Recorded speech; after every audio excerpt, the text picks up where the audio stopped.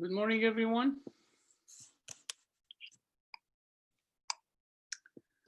Morning. Does anyone have any questions before we start today? I have a question regarding the writing assignment. Is it going to be due tonight or on October 2nd? Whatever it says on your titanium. If it says October 2nd, October 2nd. And I think I changed that, so I believe it's October 2nd. Okay, So, thank you.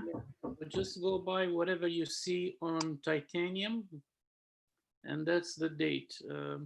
Some students asked me if I could extend the date because they had an exam of some sort. So I said, okay, that's all right. And I did extended it for 3 or 4 days, I guess. So I guess it's October the 2nd. Okay, any other questions? Yes, Professor, I have a question. Yeah.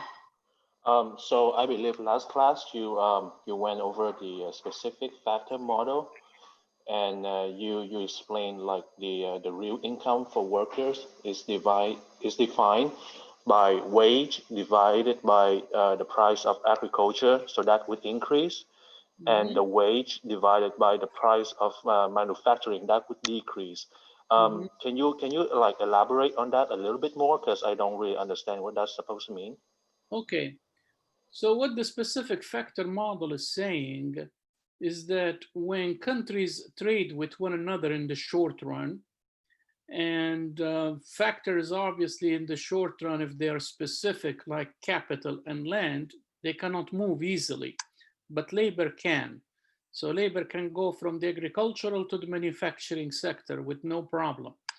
Now, what happens here is that we want to find out what will happen to the real wage of labor.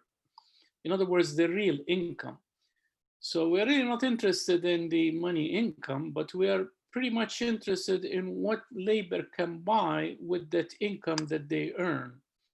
So now, for example, if a country happens to be capital abundant, therefore the country will be exporting manufacturing goods. And remember what we said about the prices of imports and exports after trade. The prices of exports will always go up, the prices of imports will go down. So now if this country happens to be exporting manufacturing goods, the price of manufacturing will go up and the price of agricultural goods will go down. So now workers are getting the same wage in the manufacturing and also in the agriculture, because remember we said that in the short run labor can move easily from one industry to another. Good morning, everyone. So their wages will not be affected. I don't know why it's is there a delay? Does anyone have any questions before we start today? I don't know what's going on here. I have a question regarding the writing assignment. Is it going to be due tonight or on October 2nd? Whatever it says on your titanium. If it says October 2nd, October 2nd. I think I changed that, so I believe it's October 2nd. Okay, thank you. But just go by whatever you see on titanium, and that's the date. Some students asked me if I could extend the date because they had an exam of some sort. So I said, okay, that's all right. And I did extended it for 3 or 4 days, I guess. So I guess it's October the 2nd. Okay, any other questions? Sorry, did someone leave the recording on? Yes, I have a question. Yeah. So I believe last class you went over the specific factor model, and you explained like the real income for workers is defined by wage divided by the price of agriculture, so that would increase, and the wage divided by the price of manufacturing, that would decrease. Can you like elaborate on that a little bit more, because I don't really understand what that's supposed to mean? Okay. So what the specific factor model is saying is that when countries trade with one another in the short run, and factors obviously in the short run, if they are specific like capital and land, they cannot move easily, but labor can. So labor can go from the agricultural to the manufacturing sector with no problem. Now, what happens here is that we want to find out what will happen to the real wage of labor. In other words, the real income. So we're really not interested in the money income, but we are pretty much interested in what labor can buy with that income that they earn. So now, for example, if a country happens to be capital abundant, therefore the country will be exporting manufacturing goods. And remember what we said about the prices of imports and exports after trade. The prices of exports will always go up, the prices of imports will go down. So now if this country happens to be exporting manufacturing goods, the price of manufacturing will go up and the price of agricultural goods will go down. So now workers are getting the same wage in the manufacturing and also in the agriculture, because remember we said that in the short run labor can move easily from one industry to another. Good morning, everyone. So their wages will not be affected. I don't know why it's very morning. Does anyone have any questions before we start today? I don't know what's going on here. Question regarding the writing assignment. Is it going to be due tonight or on October 2nd?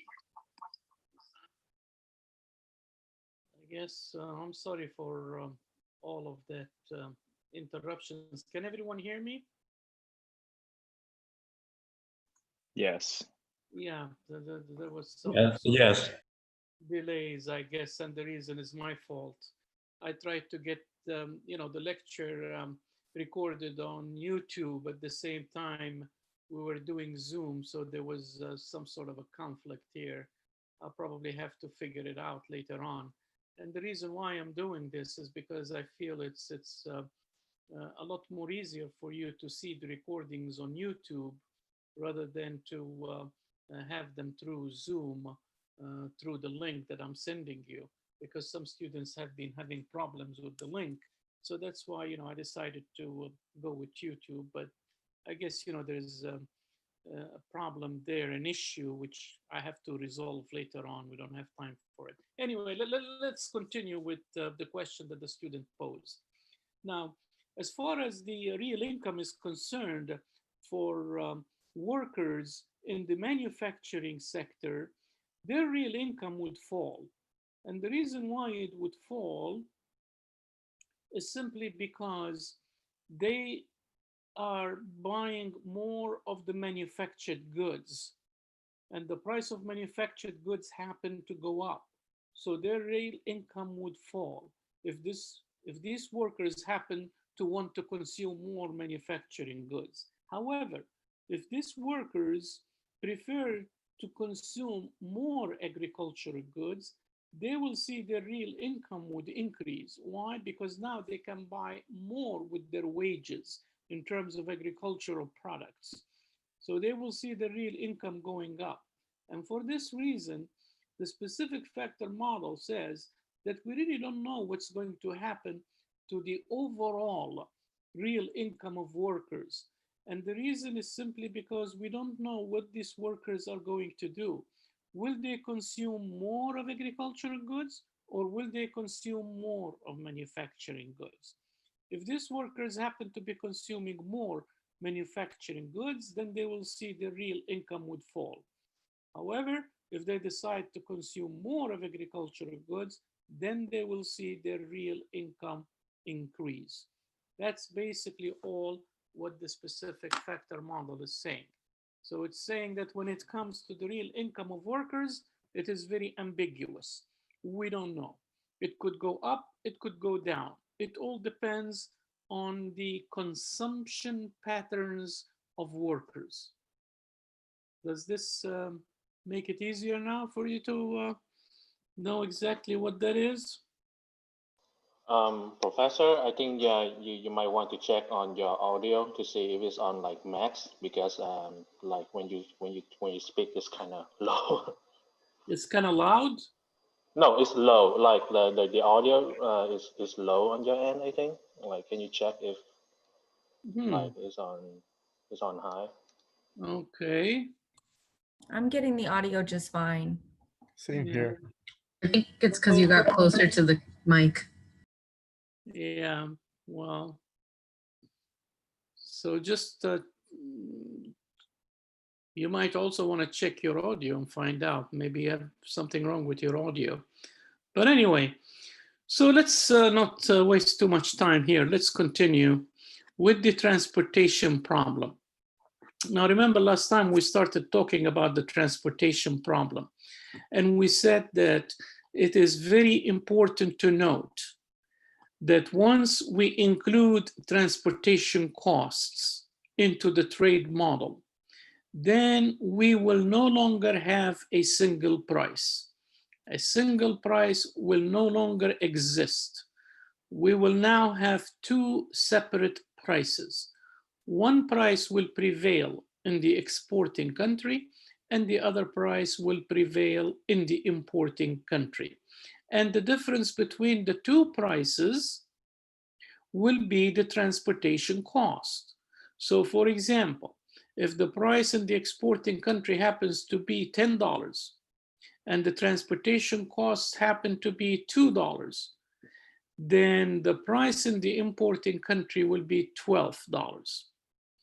Now let's look at the example here that is shown in your book. On the left-hand side graph, you see that there is no transportation costs. And on the right-hand side, we have a graph where we include transportation costs. And here, of course, we're talking about two countries, the US and Canada, and we're talking about automobiles, autos. So for the US, we have the demand for automobiles. Now remember here, the demand is drawn in reverse. So it's upward sloping. Basically, it should be downward sloping. And the reason is simply because we're changing the measures on the axes. So instead of going from 0 to positive numbers on the right-hand side, here you can see we're going from 0 to positive numbers on the left-hand side. So all what we're doing here was simply reversing the measurements on the x-axis. And for that reason, the demand curve now becomes upward sloping and the supply curve becomes downward sloping when we're measuring it on these axes. Whereas for Canada, we're using the normal axes going from 0 to positive numbers all the way to the right-hand side. Then, the demand curve is the normal downward sloping line and the supply is the upward sloping line. Okay, so here we have the demand and supply for automobiles in the US, demand and supply for automobiles in Canada. And the autarky prices for automobiles in the US is $4,000 per car. And the autarky price for Canada is $8,000. So now we know that the US has a competitive advantage in the production of automobiles. Why? Because it has a lower autarky price, $4,000. It can actually produce them for $4,000, whereas Canada will produce them for $8,000. Now remember, there is a $4,000 difference between them. So the US can produce them for $4,000, Canada can produce them for $8,000. Now, the transportation cost has to be somewhere between those two numbers. In other words, we can't have a transportation cost that is $5,000 because that simply would not work. I mean, trade will never take place if it was as such. So it has to be below the difference between the two countries. For trade to take place, transportation cost must always be between the two autarky prices. It can't go beyond that. Now, let's say that the transportation cost is, well, before we start about talking about transportation costs, let's talk about trade without transportation. Now here, of course, the price will be somewhere between 4 and 8. And here, of course, the author has chosen a price of $6. And the reason why the author has chosen a price of $6, it's because it is only at that price where excess supply in one country, which is the US, because the US is the exporting country, so it will have an excess supply at $6, and the excess supply will be equal to 4 automobiles. In other words, at $6, the US will produce 6,000 automobiles, let's say, or let's say just 6, forget about the thousands here, okay? And the US will demand only 2 automobiles. So there is an excess supply of 4 when the price happens to be 6. Therefore, the US would expect to export 4 automobiles, which is the difference between 6 and 2 when the price happens to be 6. Now let's go to Canada and see what would happen when the price is $6. Well, at this price, Canada will demand 6 automobiles and will produce only 2. So there is an excess demand of 4, which is 6 minus 2, which is 4. Now this simply means that this would be the exact price that will prevail once trade takes place. Why? Because excess supply in the US is exactly equal to excess demand in Canada. If that was the case, then this would be the price that will prevail. So we can't have a price less than 6, and we can't have a price over 6. In other words, we can't be talking about a price of 7 or a price of 5, because at those 2 prices, you will find that the excess supply here will not be equal to the excess demand. And that's the reason why we said, if you remember earlier on, that when we want to determine the world price, we know it's going to be between the 2 autarky prices, but exactly where, we said that will be determined by demand and supply. And in this case, we do have demand and supply, so we don't have to arbitrarily choose a price.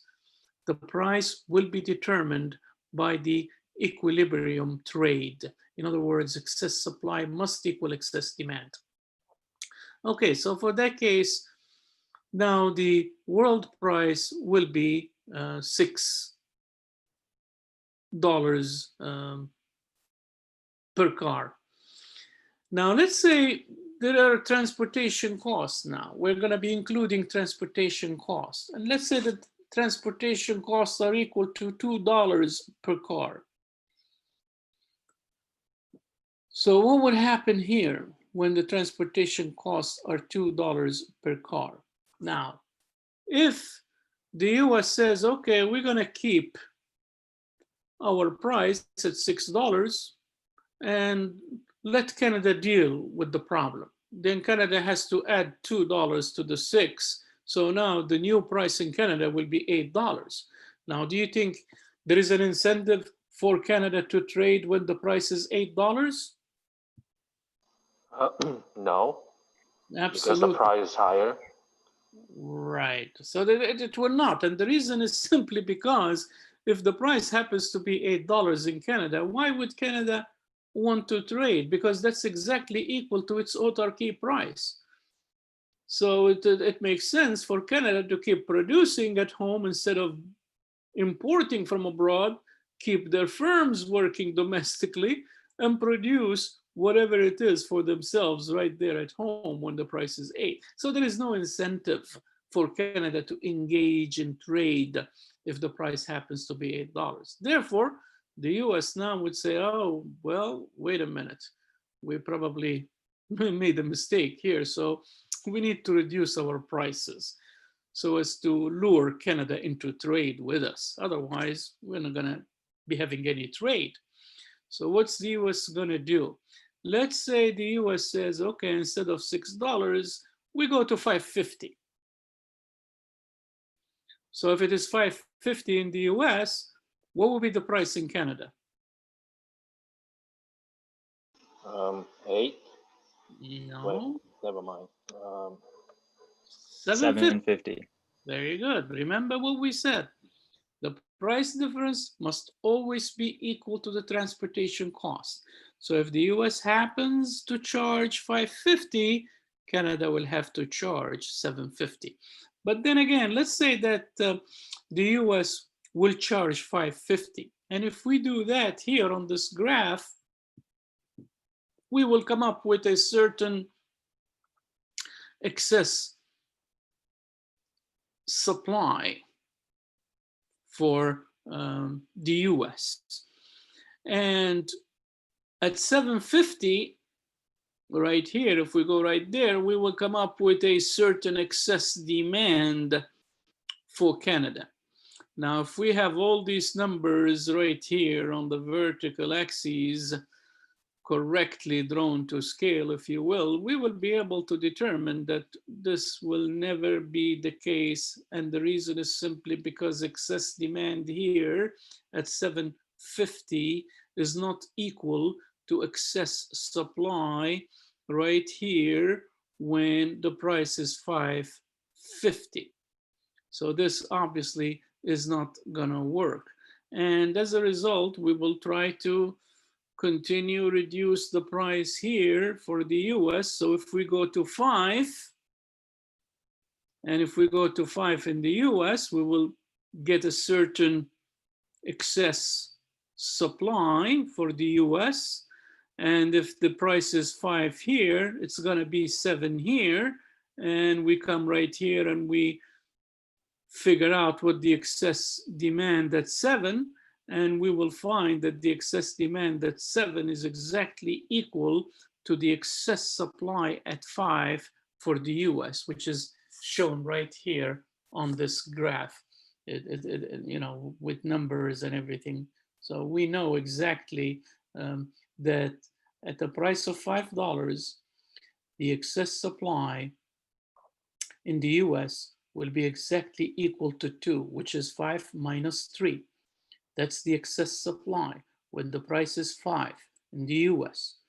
So now if the price is 5 in the US, we know it's going to be 7 in Canada. So let's go to 7 right here and find out what the excess demand would be.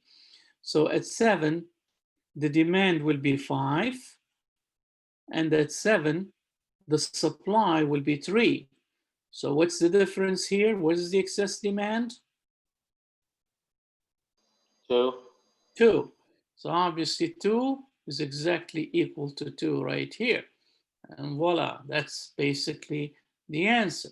That's exactly what the answer should be. That after a transportation cost of $2 per car, then the US will find it advantageous for them to charge a price of $5 and Canada to charge a price of $7, because this will entail that both countries will engage in trade, and this will entail that exports will be exactly equal to imports. And that's exactly what we need to know what the prices would be in each country. Very important. You got to set exports equal imports. And that's basically the whole idea behind the transportation costs. Now, the other thing, of course, is that we want to know how has transportation. Now, one thing we know, that transportation cost has given us 2 separate prices, not 1, but 2. And the other thing is that we know transportation cost has reduced specialization. Because remember, without transportation cost, this is exactly how much the US was producing 6 cars, because the US has a competitive advantage in cars. So the US was producing 6 cars. But once we introduced transportation costs, what happened to the US production of cars? Well, you can see that when prices go down from 6 to 5, the production of cars is going to fall to 5. So this simply meant that specialization will be reduced as a result of transportation costs. So this is also a problem. This is another problem that transportation costs bring into the trade model. It tells us that countries are going to reduce the production of the good that they have a competitive advantage in. Therefore, specialization would be reduced. So that's another problem. Now, how about production? Remember what I said before. You don't have to memorize these things. Just let the graph give you the answers. You don't have to memorize anything. So let's look at production in the US. What's going to happen to production and consumption in the US first, and then we'll go to Canada. Well, we can see that without the transportation cost, how many units were the US consuming without transportation cost after trade takes place? 2. 2, very good. Now, after transportation cost, how many is the US consuming? 5. 3. 3. Very good, 3. So what happened to consumption for the US after transportation costs? It would increase. It would increase. Okay, so you want to write that down, that for the country that has a competitive advantage in the good, their consumption will increase as a result of transportation costs. Now let's go to production. What's going to happen to production? Well, before transportation costs, the US was producing 6 cars right there, because at $6, that's the trade price without transportation. So the US happens to be producing 6. Now let's see what happens to the US after transportation cost. After transportation cost, prices for the US are going to go down from 6 to 5. So instead of producing 6, how much is the US producing now?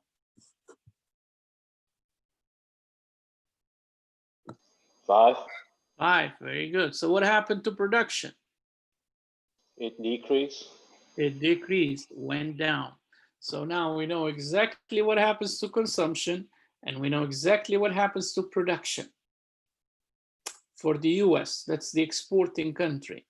Now let's look at the importing country. What happens to the importing country as a result of transportation costs? Okay, at $6, that's before transportation, Canada was consuming 6 units, or 6,000, or 6 whatever. That's at $6. That's how much Canada was consuming, 6. Now the price is 7 for Canada. So how much is Canada consuming now? 5. 5. So what happened to consumption in Canada? Decrease. Decrease. Decreased, exactly, decreased. So you wanna write that down in your notes. So after transportation cost, consumption for the importing country has fallen. Okay, let's look now to production. When the price is 6, Canada was producing 2 units at a price of 6. Okay, now the price is 7. So at a price of 7, how many units is Canada producing? 3. 3. So what happened to production? Increase. Increase. Very good. Production increased in the importing country. So now we know what happens to consumption. We know what happens to production. We know what happens to specialization. We know what happens to prices as a result of transportation costs. The only thing that's left for us to find out is the volume of trade. What has happened to trade after transportation costs? Now, what did we say exports and imports were equal to without transportation? Come 2 on, and 6. what is the volume of trade? Oh, 4. 4, very good. So obviously that's exactly how much Canada was importing 4, and this is exactly how much the US was exporting. The US was exporting 4. So the volume of trade is exactly equal to 4. Okay, let's look at the volume of trade after transportation cost. What is the US, I'm sorry, what is Canada importing here? What is the volume? 2. 2. And what is the US exporting? 2. 2. 2. Very good. So what happened to the volume of trade? Decrease. Decreased. Very good. So now we got all the answers basically, as far as the transportation cost is concerned. Once we include transportation costs into our trade model, we see that it has a huge effect on trade, consumption, production, specialization, and prices. Will the volume of trade always fall, or will it sometimes rise? No, the volume of trade will always fall as a result of transportation costs. Professor, for the second graph, why is it that the price for the United States is 5 and the price for Canada is 7? Can you explain that again? Yeah, because remember, we have a transportation cost of $2,000. So in other words, if the price in the US, which is the exporting country, happens to be 5, then I have to add $2,000 when I'm transporting those goods to Canada. So now the price in Canada will not be 5, but will be 7, which is 5 plus 2. You always have to add that transportation cost to the price of the exporting country. So I'm the exporting country. I'm going to be exporting my goods to you. So the price that I'm charging here at home is $5, and the transportation is $2 per unit. So now if I'm charging $5, when you are receiving those goods, you're gonna add those $2 to the $5 that you paid me for the goods that you bought from me. So now it's actually gonna cost you $7. That's why there is a price difference between the two countries, and those are the transportation costs. Now, if there were no transportation costs, there will just be one price. So if the US happens to be charging $5, then Canada will also be charging $5 because there are no transportation costs. Or will the exporting country always be the one to regulate what the price is? Yes, absolutely. Okay. You have to start with a price in the exporting country because you are buying your goods from the exporting country. So the exporting country has to determine where the price would be. Now the exporting country has to be smart, and it cannot charge a price that will drive it out of the market, like we saw a few minutes ago. In other words, the exporting country must take into consideration what the transportation costs are and what the autarky price is in the other country. So they have to put all of that into their calculations. Is this understood? It's basically a very simple problem. The transportation problem is really not that difficult to grasp. Very logical. All what you need to know is basically you need to know or have information on demand and supply for each country, know exactly where their autarky prices are, and then know exactly what the world price would be, and then also know what the transportation costs are. Once you know all of that information, then you let your model do the work for you. You don't have to basically memorize anything. Just let the model do the work for you.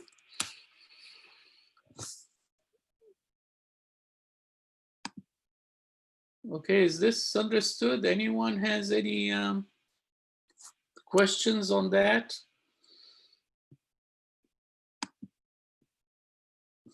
Okay, so if there are no questions, then what I want to do is I want to go to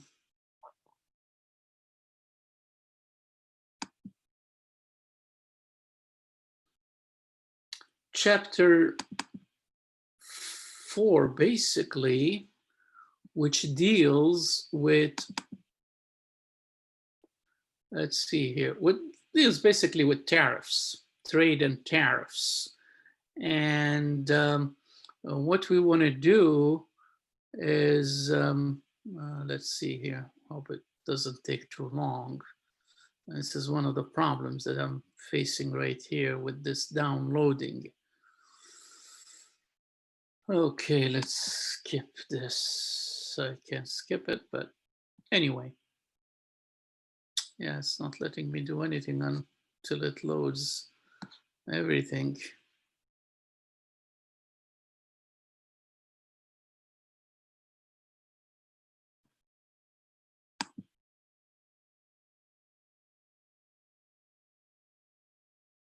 Hopefully it will. All right, okay.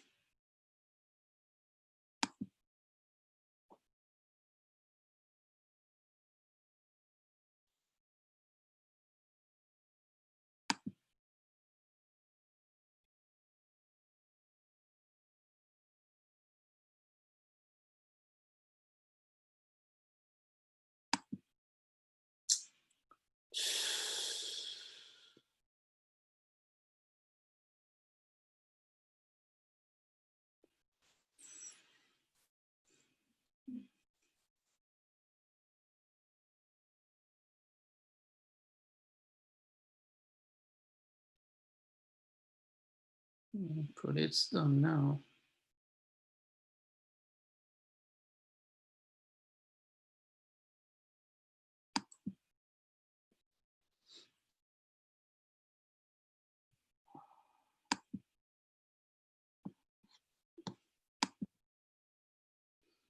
This is one of the problems, I guess, that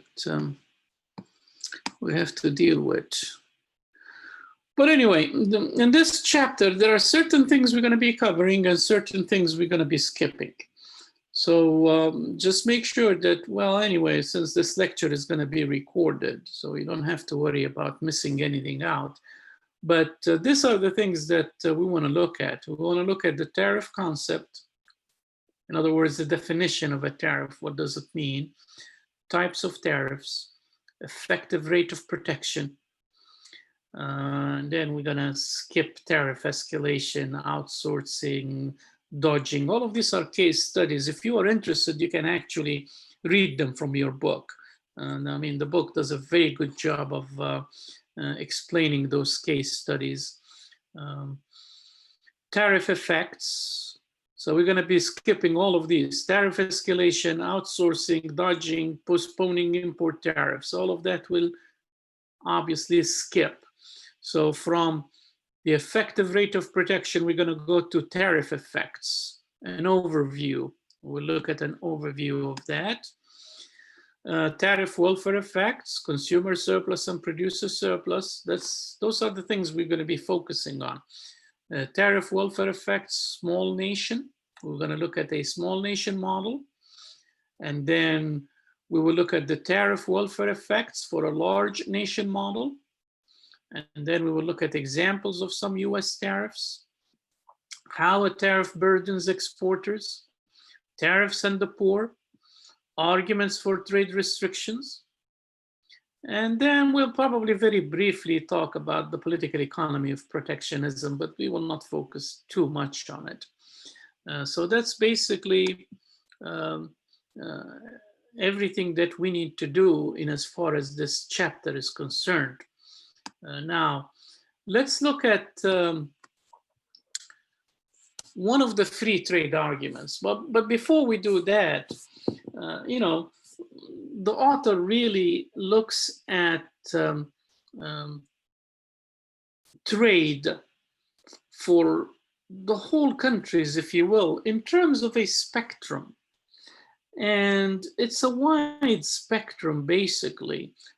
At one end of the spectrum, you have autarky, and at the other end of the spectrum, you have free trade. Now, some countries obviously happen to have a free trade policy, which requires them to have an open economy or an open market. In other words, there would be no restrictions for imports. Trade is completely free. And at the other spectrum, you may have countries that don't believe in free trade.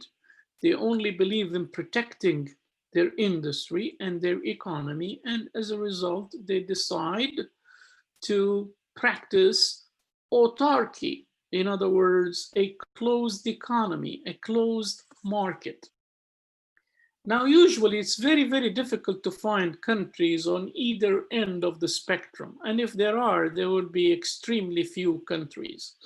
Most countries happen to be somewhere along this line. Where exactly, that depends on countries' domestic policies. So for example, if you look at the US is probably somewhere here, the US, Japan, Western Europe, etc. They will be somewhere right here. So they're pretty much closer to the free trade open market and very, very far from the autarky position. And you find other countries like China, for example, maybe somewhere here, very, very close to the US and the other industrialized. But, you know, they may have a few more restrictions than the US, but pretty much very, very close in nature and as far as trade is concerned. And you may find some other countries that happen to be extremely close to the autarky position, such as North Korea, for example, or Cuba. Those are the two countries that happen to be extremely close to the autarky position. Not exactly autarky, because they're still doing some trade with other countries, but very, very few countries that they do trade with. So they are pretty much close to the autarky position. And you can find other countries, basically less developed countries, that happen to be somewhere here. In other words, they are not exactly autarky, and they are very, very far from free trade as well. So they'll be somewhere right there. So this spectrum, if you will, of trade positioning gives you a very good idea of where countries happen to be in as far as trade is concerned. Now, obviously, for economic growth and development purposes, the closer you are to free trade, the more chances, the more opportunities that you open up for your country to actually be developed and to be able to secure rapid economic growth. So economic development and economic growth really favors those countries that happen to be closer to the free trade. rather than to the autarky position. And I guess by now, all of you should understand the reason why. Um, when countries engage in trade, they will be able to take advantage of a lot of things. One of them is obviously more specialization in producing those goods that they have a competitive advantage in. The other thing, of course, is the efficient allocation of resources. And the other thing, of course, is also the um, creation of a dynamic comparative advantage, which we all talked about. And all of this will be conducive as long as countries engage in trade. If you are not engaged in trade, then obviously you will not be able to take advantage of all of these things that we just talked about. So efficiency, of course, of resources entails that countries engage more and more in trade. Um, but at the same time, free trade policies can sometimes meet a lot of resistance from trade unions, from import competing firms that happen to lose a lot of their resources and profits, if you will, to be more specific, rather than resources, profits, as a result of a country opening up to competition. So what these agencies that happen to obviously be affected negatively from trade would do is they will try to lobby their governments to institute rules and regulations in as far as free trade is concerned, by either erecting tariffs or using quotas or putting restrictions basically to trade. And that's what we see happening in the real world. Some policymakers in the real world are basically torn between global efficiency and the needs of the voting public. Now, usually when we say the voting public, consumers basically, they're always better off with trade. So I don't think that consumers are going to resist free trade. But trade unions will, workers will, especially unskilled workers in the US, for example, that are harmed by trade, all those will form a block, if you will, that will try to influence policymakers to actually reduce free trade as much as possible by placing tariffs on imported goods. So that's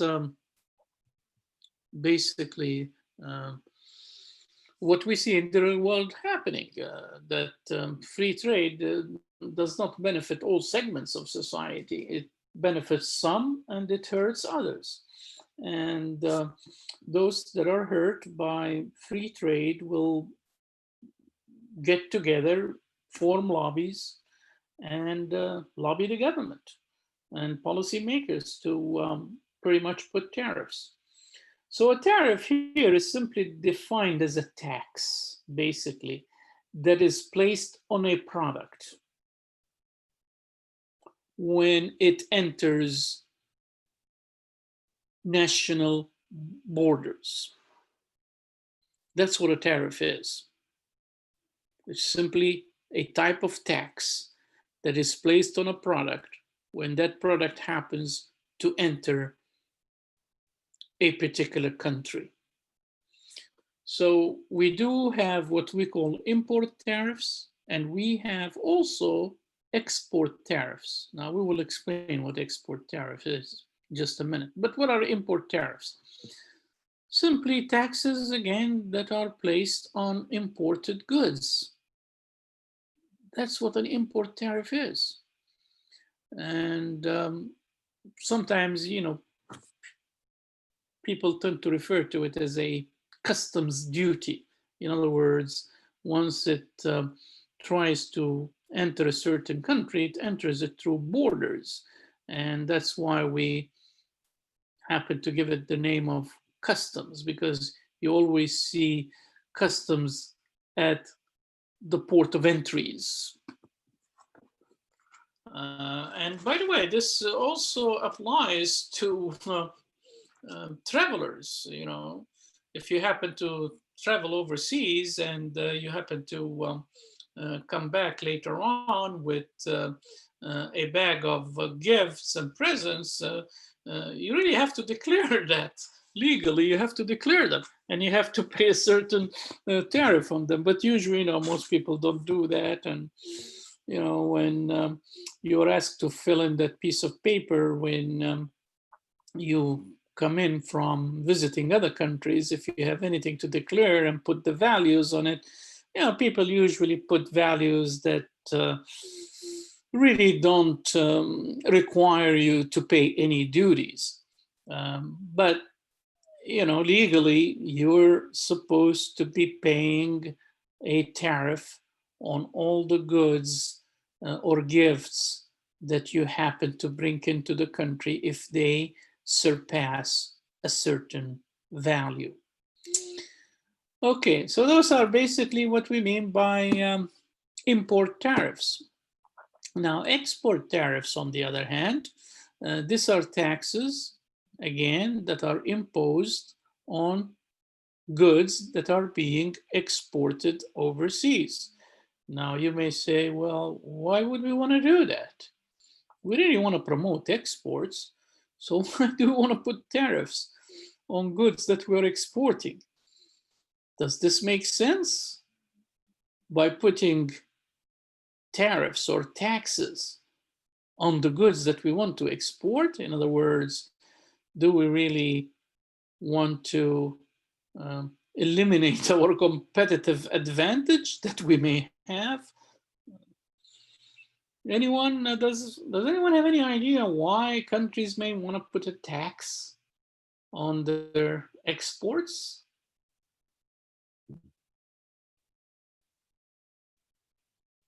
Anyone? Well, the only thing I could really think about is if they want to limit the export of a certain good. Why? Why would they want to do that? You're absolutely right, but why? Why do they want to do that? You know what? I can't think of that off the top of my head right now. Would it be because they keep it domestically? What's that? They want to keep those goods in the country, so they disperse it out to their own economy rather than like sending it out to a different country. Yeah, that's good. And what are types of those goods that countries would like to keep them in? They're usually strategic goods, basically. So any good that's very strategic and they really don't want other countries to benefit from it, like technology, for example, the US could put actually a tariff on technology that the US exports overseas. In other words, the US may say, well, you know, why do we want to send our technology overseas? We spend so much money on R&D. And now we're sending it overseas so other countries can benefit from it. And then those countries will be able to compete with us. It just doesn't make sense. So you know what? We want to keep that technology right here where it belongs. That could be one reason. And the other reason, again, as I said, it's, you know, strategic goods, probably military hardware, very, very sophisticated, that the US doesn't want to see go overseas. It could be something like food, for example, that's extremely important, that we want to keep it here at home rather than, you know, getting rid of it through exports. And then, you know, all of a sudden we find that we have very little of this food left here. So what are we going to do? So, you know, there are certain things that countries happen to want to put a limit on certain exports of certain goods. Those goods are strategic. And also another thing could be simply because they want to make sure that the price of those goods remain low domestically. Because remember, if we try to export these goods overseas, what's going to happen to the supply of those goods at home? It's going to be reduced tremendously. And when the supply is reduced, what's going to happen to its price? It'll rise. It will rise. So obviously, policymakers or governments, they don't like to see the price of that particular good go up domestically because they want their citizens to actually enjoy more of that good at a lower price. And as a result, they happen to put a tariff on exports. And I guess export tariffs are illegal under US Constitution. So the US really cannot levy an export tariff. And it has become illegal, basically, under US Constitution. However, the US was able to put tariffs on the export of oil. In other words, the US went further than that. It went even to an extreme case whereby it completely prohibited the export of oil from the US. So even though the US was actually producing oil at home, but it prohibited the exports of oil. Except now, I think it's in the past 4 or 5 years that they have lifted the ban on the exports of oil. So now the US can actually export oil. But before, it was obviously prohibited for the US to be exporting oil. And the US felt that they needed to actually add US oil production to the US strategic reserves of oil. And they kept building that reserve up and up and up until they reached a point where, hey, they said, really, I don't think we need to build that reserve anymore. We have so much of it that, we don't have to put a ban on the exports of oil anymore. So, and I think it was under President Obama that the lift of the oil export ban was done. It was lifted under the President Obama's administration, I think about probably 6-7 years ago. I don't remember now, but somewhere around there. So yes, there are also export tariffs as well. And now also tariffs can be defined in terms of being a protective tariff, or it can be defined in terms of being a revenue tariff. So a protective tariff is that tariff that policymakers use in order to protect their own domestic industry from foreign competition. That is known as a protective tariff. So if there is any tariff that is levied on a particular good for the sole purpose of protecting that particular industry from foreign competition, then we call that particular tariff a protective tariff.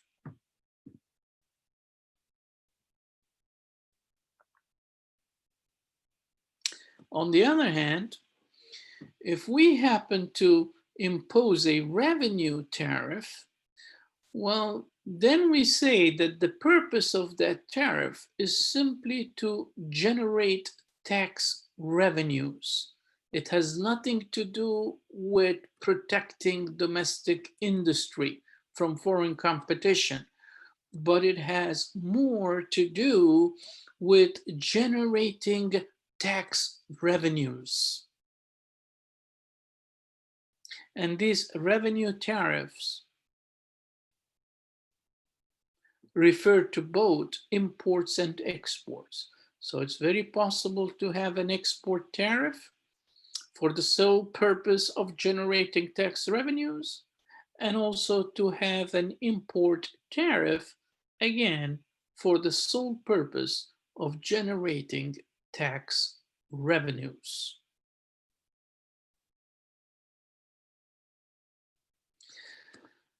In other words, if you look at, for this revenue tariff is much more prevalent in less developed countries than it is in industrialized countries. In other words, industrialized countries like the US really don't depend on revenue tariffs that much. In other words, if you look at the US, the total federal revenue for the US, only 1% of that comes from revenue tariffs. 1%. Whereas if you look at less developed countries, their total revenues usually happen to constitute somewhere around between 20 to 35% of revenue tariffs, which is huge. But for the US and other industrialized and developed countries, it really doesn't amount to much.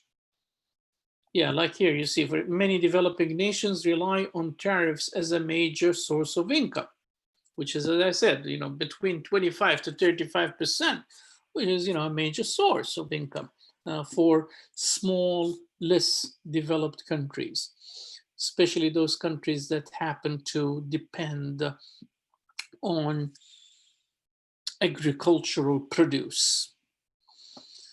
So that's basically what we mean by protective tariff versus revenue tariff. It all has to do with the purpose. What is the purpose of levying a tariff? Is it for protective or is it for revenue? Okay, now here you have a table right there. Taxes on international trade as a percentage of government revenues. And this is in 2013. So if you look at countries such as the Bahamas, for example, it constitutes about 43.2%. Very large. Again, Ethiopia, the same thing, Liberia, all of these are pretty much developing countries. So you can see that revenue tariffs happen to constitute a large portion of government revenues. But if you look at developed countries, like I said before, advanced developed countries, it really doesn't constitute that much. I mean, the max is probably for what? For New Zealand, which is about 2.7%. Australia, 1.8, Japan, 1.7, the US, 1.2, Switzerland, 1 point, Norway, 0.3%, and so on. So it really doesn't amount to much, basically.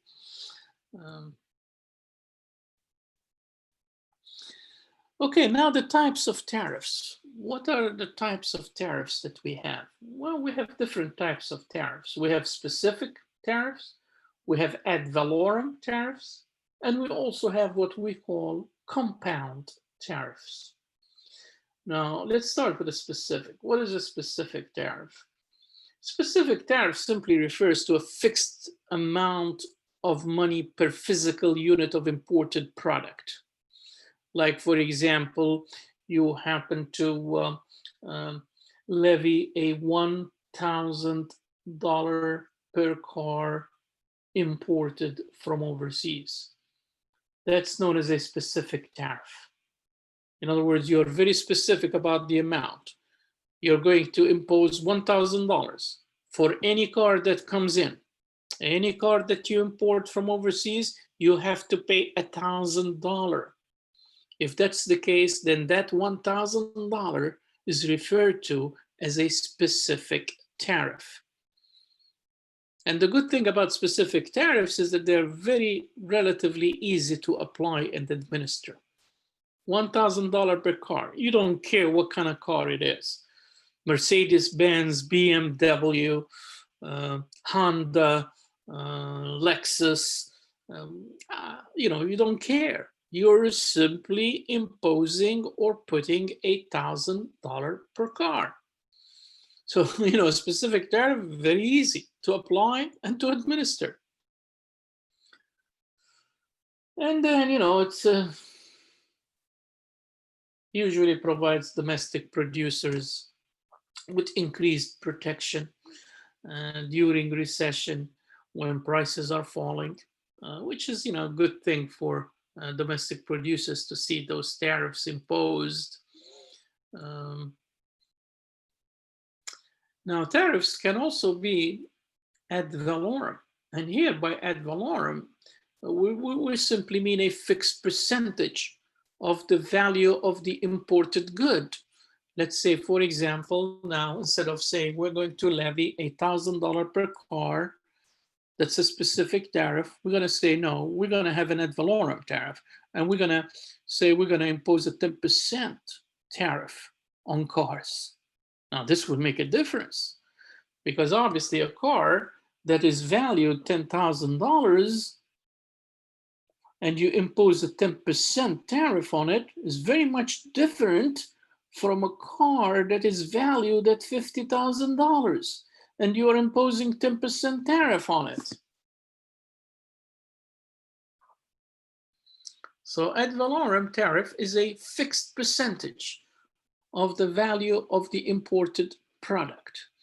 And this is, the thing about ad valorem tariffs, they're much more difficult to administer and a little bit more complicated to actually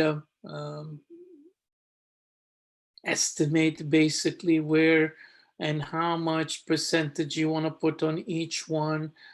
So it really gets very, very complicated. It's not straightforward as a specific tariff is concerned. And, again, it does help, obviously, protect domestic industry from foreign competition. And but that's basically all that you need to know. You really don't need to know anything more than that. The difference between ad valorem and a specific tariff, that's sufficient, basically. And then we have a compound tariff. Compound tariff is simply a combination of both specific and ad valorem. That's known as a compound tariff. What does that mean? That simply means that we're going to be imposing $100, which is specific, on each imported unit, plus 2% of the value of that product. So this really gives you a compound tariff. In other words, you are using both specific and ad valorem to determine the tariff that will be imposed on that particular product. And again, this is basically all that you need to know between specific, ad valorem, and compound tariff. The rest you really don't need to know anything. And here, of course, it simply gives you an average import tariff rates for selected countries in 2013. And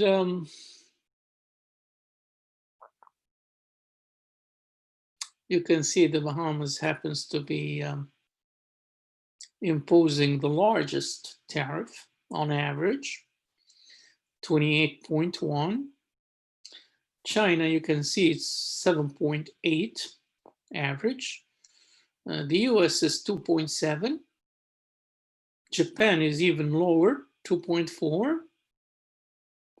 Germany 1.6 and Finland 1.6. So if we were to take all these numbers and put them along the spectrum that we talked about later on, this will give you an idea of where countries happen to lie between autarky and free trade.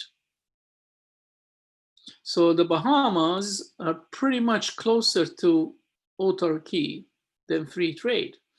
Finland is probably the much closer to free trade. And China, as I said, is somewhere in there, and the US is somewhere there, and so on. So this basically shows you or gives you a good idea of where countries policymakers have chosen to position themselves in terms of tariffs and where they want to be between the autarky position and the free trade position. Okay, now we come to nominal and effective tariff rates. There's a huge difference between a nominal tariff rate and an effective tariff rate. For example, if we try to impose, let's say, 15% tariff on imported laptops. And the reason why we want to do that is because we want to protect the laptop industries from foreign competition. So we impose a 15% tariff. This is known as a nominal tariff rate. Now, is this nominal tariff rate exactly the same thing as the effective tariff rate? In other words, are we actually protecting our laptop industry to the tune of 15% against foreign competition? That's what we mean by the effective tariff rate. The actual protection, the effective protection. Is it going to be 15%? Or is it going to be more than 15? Or is it going to be less than 15?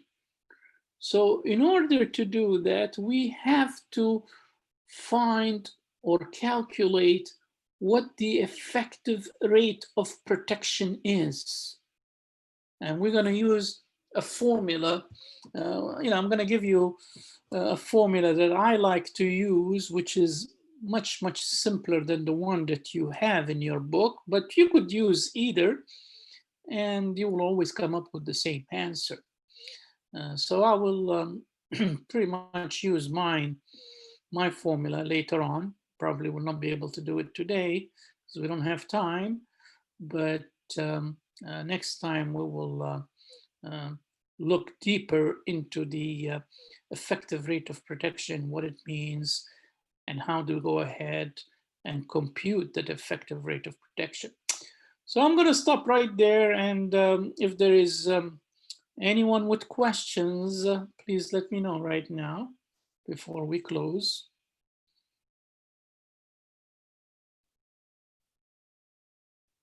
Any questions? I think we're good. What's that? I think we're good. Oh, okay. All right. So then we'll see you next time. I'll see you on Thursday. Thank you. Thank you so much. Thank you.